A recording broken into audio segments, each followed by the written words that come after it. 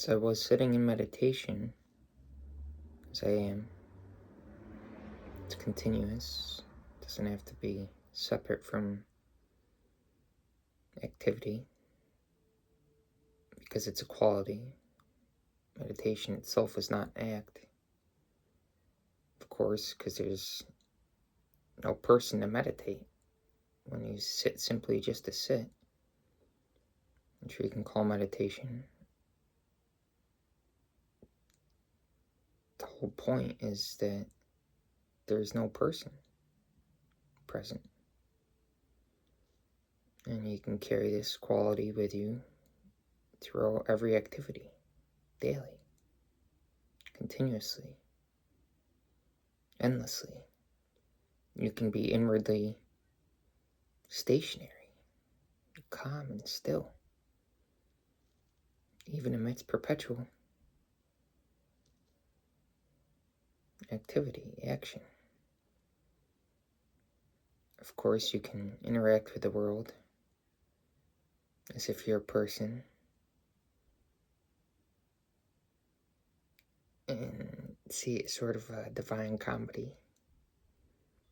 Because really, inwardly, you know you're a nobody.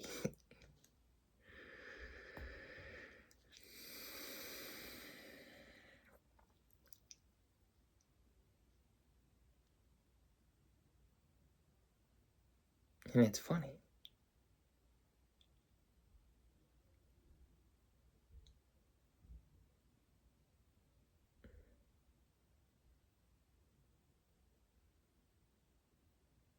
What is the purpose? What is the point of this video? Well, I'm inspired to make this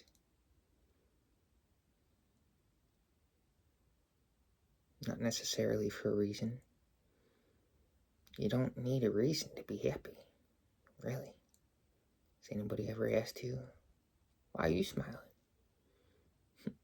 To which you may respond, why aren't you smiling? Like somebody asks you, why are you happy? I don't need a reason. Negativity needs a reason. Negativity needs energy to feed it, to perpetuate it. And if you renounce that energy, rebuke that energy, if you don't give it energy, negativity can't sustain itself because it's temporary. It's weak as opposed to power, which is naturally positive and permanent and actually stationary. It doesn't need to constantly consume energy because it can simply sit and all of its energy needs are profoundly met from moment to moment, each instant. What is a thought? It arises in consciousness. We have the choice to act upon a thought or not. From instant to instant, there's options or thoughts. And we can let those animate our consciousness as we embody a body as pure and potent energy. Or we can choose not to.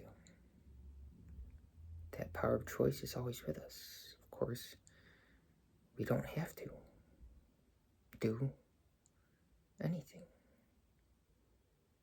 We choose to. We want to. It's a big difference. Just understanding the different nuance is in consciousness allows us to elevate in awareness. And what is awareness? What is, you could say, the aware mind, the higher mind versus the thinking mind, over-analysis, analysis paralysis, the lower mind, identifying as a mind, identifying as a body, as a boundary, as a separate individual identity, as opposed to aware mind, pure awareness, which encompasses all of existence. It's instead of a central focus, as it may, the appearance may seem like I'm looking directly at the phone, when really I'm aware of all that surrounds me. Simultaneously, the eyes are open in what may seem like an outward gaze, but really I'm deeply focused subjectively and simultaneously aware of all that surrounds me. I can see at least a 180 from both sides. Let's say from here to here, right? We're not going to claim to be an owl. We can turn our head all the way around and see behind the head and see up and down and all around. But there is indeed profound states where one can, if their eyes are opened or closed, where they can see all that surrounds them.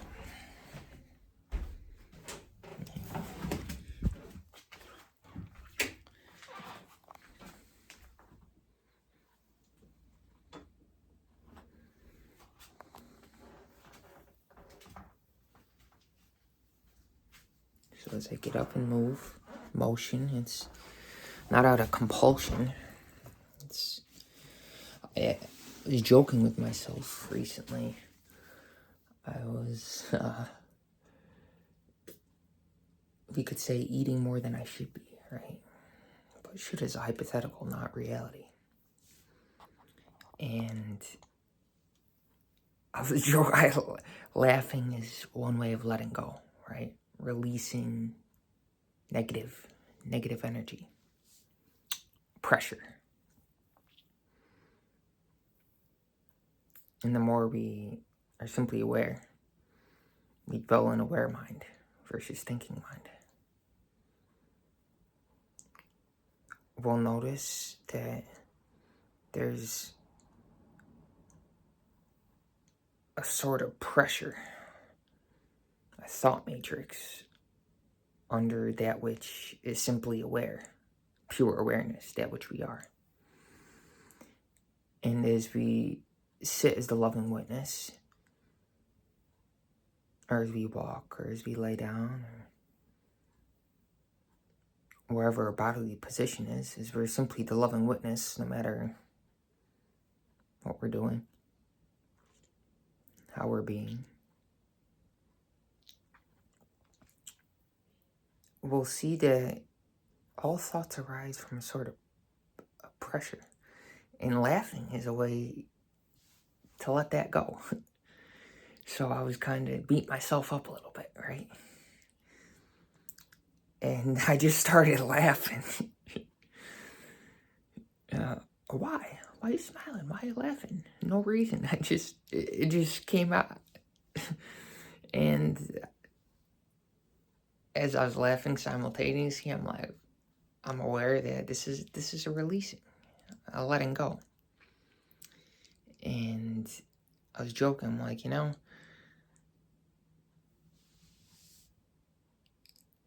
I am acting consciously. This is a conscious compulsion. It could be perceived as me acting compulsively, but really, I'm acting consciously. So, I'm consciously being run by a compulsion in a way, but not run by it because it's a choice. But really, is it a choice, or am I simply being animated by the presence, where there's no person present, where I'm simply the loving witness? I'm aware of what the body's doing. I'm not treating it as anything special. I don't view it special. I'm simply aware of it, and it's kind of like a pet. Yeah, a novelty. It's funny. Like, wow, what you're doing today, body, it's kind of funny. Because I didn't plan it, and it's spontaneous. It's animated by the presence. I didn't know I was going to make this video. I didn't even know what I was going to say. I simply live for today. And of course, we want to be in balance. We don't want to always be so spontaneous. Although, really, there's no other way to be. Because even if you're planning and identify to be this man or that man, really, all planning is spontaneous. Like all thoughts. They're really impersonal. Because really, we're simply the loving witness. That's perpetual. That's endless. That's the constant. Whereas all thoughts are impermanent. Even thoughts which manifest. Which, through intense focus, we can bring to life in creation. As a result of that focus in consciousness. But that focus is, of course, the basis of all outward success. But we want to understand the difference between focus and concentration versus pure awareness. Because we could say the focus is the thinking mind, in a way, whereas awareness is simply the aware mind, which is inclusive. It includes all of it. Says yes to life, all of life that surrounds it, that's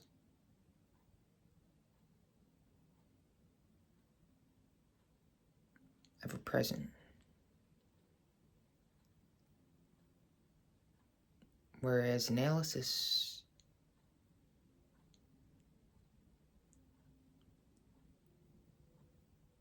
creates unnecessary separation.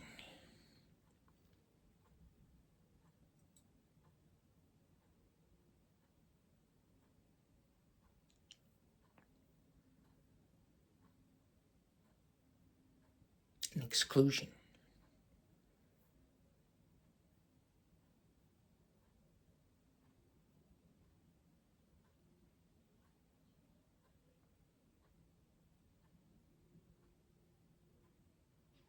True power includes